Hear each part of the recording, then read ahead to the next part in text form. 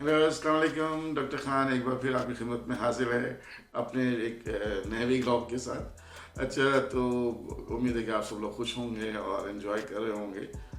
और बस अब गर्मियाँ भी आनी चाहती हैं तो सर्दियाँ जा रही हैं। और कुछ लोग जो अमेरिका, नॉर्थ अमेरिका या उस तरह की कंट्रीज़ में रहते हैं तो वो तो इस वक्त इन्जॉय कर रहे होंगे बर्फ़बारी को। अच्छा, आपको मैं बड़ी हैरतअंगेज़ बात आज बताने वाला हूँ कि आपको जान के जो है बड़ी हैरत होगी, चाहे वो आप डॉक्टर हों या ना हो, कि एक मेडिकल का एग्ज़ाम आपको पता है काफ़ी मुश्किल होता है, और अमेरिका का एग्ज़ाम जो लाइसेंस एग्ज़ाम होता है जिसे हम यूएसएमएलई कहते हैं, वो काफ़ी मुश्किल होता है। लेकिन एक ऐसा टूल जो है वह ईजाद किया गया कि जिसने जो है वो ये एग्ज़ाम जो है वो पास कर लिया। अच्छा, ये एग्ज़ाम जो है बड़ा साइंटिफिक होता है और इसमें काफ़ी मुश्किल सवाल किए जाते हैं। उसके बावजूद भी जो है ये जो है एग्ज़ाम पास कर लिया गया। और ये एग्ज़ाम पास किसने किया? ये चैट जीपीटी ने। जी हाँ, चैट जीपीटी, आपने सही सुना। ये आर्टिफिशियल इंटेलिजेंस जो है अभी रिसेंटली नवंबर में जो है सैन फ्रांसिस्को में जो है वो लॉन्च किया गया। और इसके तहत जो है वो ये एक्सपेरिमेंट किया गया कि क्या ये मेडिकल फील्ड में करामत हो सकता है या नहीं हो सकता। और जब इसको ये एग्ज़ाम जो है कराया गया तो और इसने पास कर लिया एग्ज़ाम, तो एक थरथरी मच गई मेडिकल फील्ड में। और सारे साइंसदान डॉक्टर्स जो है ये सोचने में मजबूर हो गए कि आर्टिफिशियल इंटेलिजेंस जो है और ये चैट जीपीटी जो टूल है, ये कहीं जो है वो डॉक्टर्स को रिप्लेस तो नहीं कर देगा। अच्छा, कुछ तो इतना ज़्यादा एक्सेलरेट करने लगे जैसा कि होता है हमारे यहाँ ख़ासतौर पर सब कॉन्टिनेंट में, लेकिन बाकी कंट्रीज़ में भी होता है।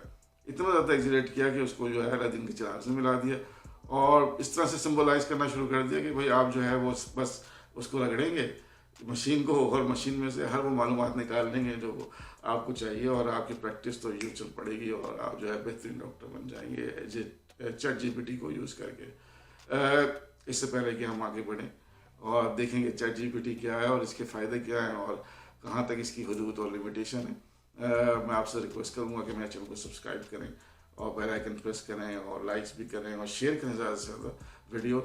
अच्छा, तो मैं ये बता रहा था कि चैट जीपीटी क्या। चैट जीपीटी जो है वो एक यूँ कह लीजिए कि इसको कहते हैं जनरेटिव प्री ट्रेंड ट्रांसफॉर्मर। और ये जो है ये बेसिकली एक लैंग्वेज प्रोसेसिंग टूल है और ये बेस करता है आर्टिफिशियल इंटेलिजेंस के ऊपर।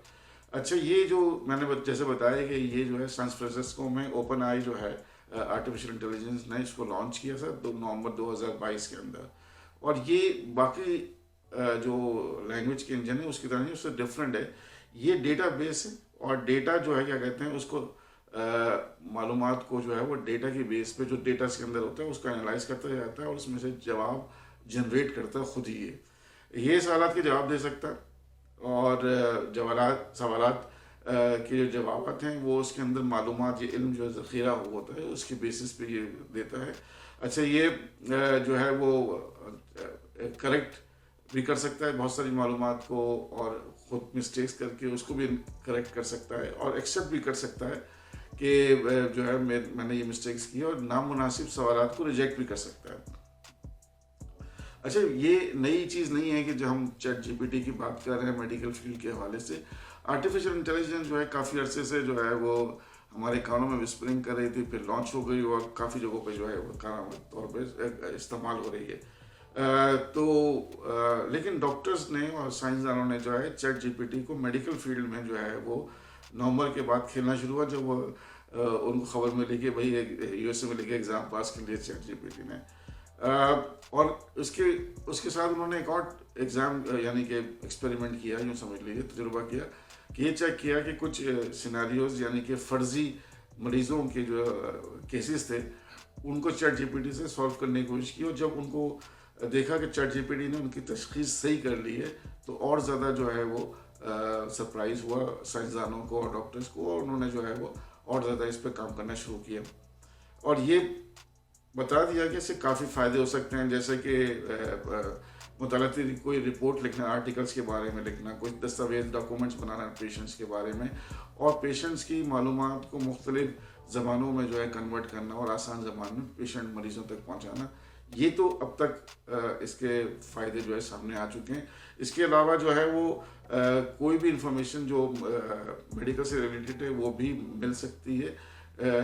और आर्टिकल्स, अगर बहुत बड़े बड़े आर्टिकल्स हैं रिसर्च के जो आपको समझ में नहीं आ रहे, उनका खुलासा करना, उनका समरी करना, ये समराइज करना, ये भी एक काम इससे हो सकता है। इसके अलावा कोई डेटा बेस है उसको जो एनालाइज भी कर सकता है, और अगर आपने कोई बड़ा आर्टिकल लिखा है, कोई चीज़ लिखी है, तो उसकी तहरीर को भी इम्प्रूव कर सकता है। तो अब तक ये फ़ायदे जो है वो नज़र आए इसके चैट जीपीटी के, लेकिन कुछ जो है लिमिटेशंस हैं, या समझ लीजिए कि अभी तक फ़ायदे नज़र नहीं आ रहे बज़ाहिर, जो फ्यूचर में चल के इम्प्रूव होंगे डेफिनेटली, क्योंकि साइंस जो है वो इवॉल्व करती है। तो आपको एआई ये तो बता सकता है कि इसकी डायग्नोसिस क्या है, लेकिन इसकी डायग्नोसिस ये क्यों है ये बताना जो है एआई के लिए, आर्टिफिशियल इंटेलिजेंस के लिए मुश्किल है। अच्छा, इसीलिए कभी कभार जो है वो गलत जवाब भी दे देता है, वो एआई जो है ये चैट जीपीटी आपको गलत जवाब देता है। अच्छा, ये बहुत सुस्त है, दूसरे सर्च इंजन की तरह गूगल की तरह तेज़ नहीं है, क्योंकि इसलिए कि ये जो है वो डेटा को एनालाइज करता है और काफ़ी अंदर जो है काम करना पड़ता है, तो जवाब जो थोड़ा डिले आता है, स्लो आता है। अच्छा, सबसे बड़ा जो प्रॉब्लम है, इसका कोई रेफरेंस नहीं आपको देता है, तो गूगल की तरह ये और सर्च इंजन के रेफरेंस के साथ होते हैं। तो ये आप यूँ कह सकते हैं कि एविडेंस बेस्ड प्रैक्टिस नहीं कर सकते इसकी बेसिस पे, कोई सबूत नहीं है, कोई सोर्स नहीं है, तो आप यही सोर्स जो है इसका वही है, यानी कि चैट जीपीटी है, तो अभी तक जो है वो ऑथेंटिक है या नहीं है, इसके लिए वी आर डाउटफुल, यानी कि अब शक है हमें। बाज़ औक़ात ऐसे जवाब देता है जो नाकाबिल कबूल होते हैं, मेडिकल फील्ड के हवाले से बात कर रहा हूँ।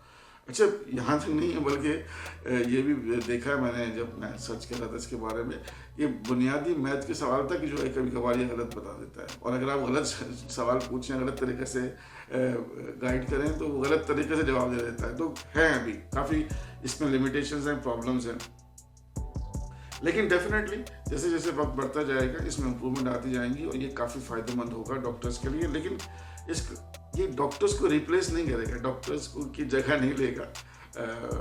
मैं ये मत सोचिए कि मैं डॉक्टर इसलिए कह रहा हूँ, मैं रिसर्च की बुनियाद पे कह रहा हूँ कि डॉक्टर को रिप्लेस नहीं करेगा। हाँ, डॉक्टर्स को और मरीज़ों को ये हेल्प करेगा समझने में, उनकी मरीज़ों को उनकी प्रॉब्लम के बारे में, उनकी बीमारियों के बारे में। मुख्तलिफ ज़मानों में डेटा अवेलेबल होगा, इन्फॉर्मेशन अवेलेबल होगा, और डॉक्टर्स जो हैं उनको गाइड कर सकते हैं इसके थ्रू। तो ये फ़ायदेमंद तो होगा, लेकिन डॉक्टर्स को रिप्लेस नहीं करेगा, और ना ही ये अलादीन का चिराग है कि इससे हर चीज़ का सवाल का जवाब मिल जाएगा आपको, और हर काम हो जाएगा। तो बस आखिर में यही कहूँगा कि AI is here, the doors are open, हमारे दरवाजे खुलने, और आर्टिफिशियल इंटेलिजेंस जो है मौजूद है सामने हमारे। अब वो ये क्या क्या गुलगुलाती है, ये तो आने वाला वक्त ही बताएगा। अपना ख्याल रखिए, हंसते मुस्कुराते रहिए, टेक केयर, अल्लाह के बाद।